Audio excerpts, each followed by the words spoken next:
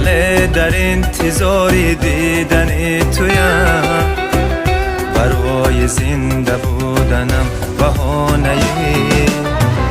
کجا جواب نامه ای نوشتم، کجا جواب